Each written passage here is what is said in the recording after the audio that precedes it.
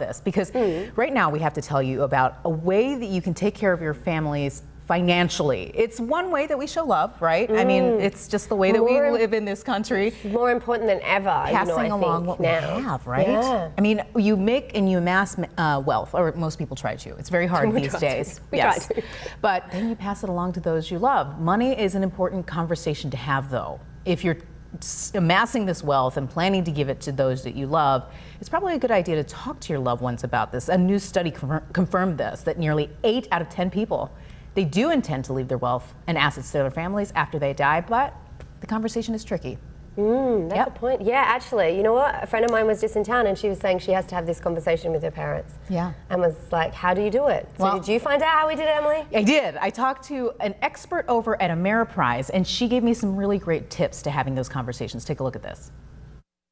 Now, we all know just in general that communication is key to most relationships, and how can it lead to some complications down the line if we're not communicating these kinds of things with our family in terms of financials? Well, one of the things that most people want is to have good relationships among the next generation, and they have concerns about potential causes of disagreement or tensions.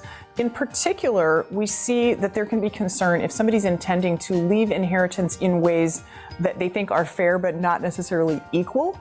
And so, although most people in our study who wanted to leave an inheritance said they intend to leave it fairly equally to the next generation, there are situations, and there were about 16% of people who said, I might do that a little bit unequally. They maybe take into account different financial circumstances. Say if you've got a couple of adult children who have pretty different earning potential or pretty different financial situations, you may have an allocation that you think is fair, even if it isn't equal. And communicating that rationale to people can help the next generation understand and be set up to have more harmony as they move forward together. So even if there are things that might feel a little bit sticky, I do encourage people to have those open lines of communication that you mentioned.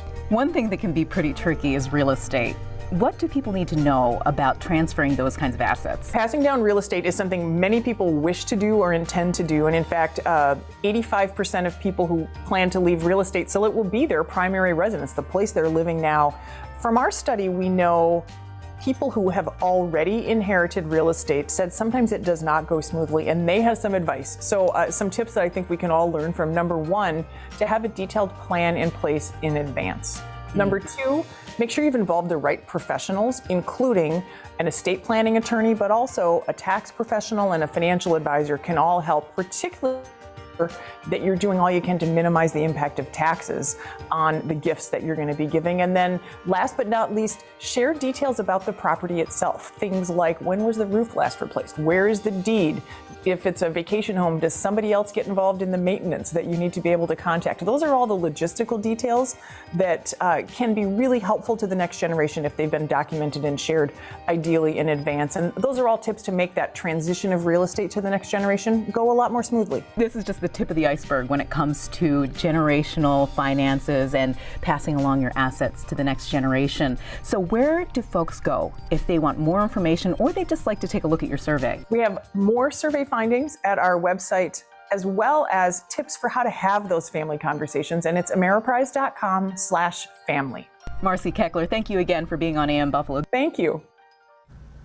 I absolutely loved having that conversation with Marcy. She's so knowledgeable. And so if you'd like more information, I just have to say this again. There's that address again, ameriprise.com/family.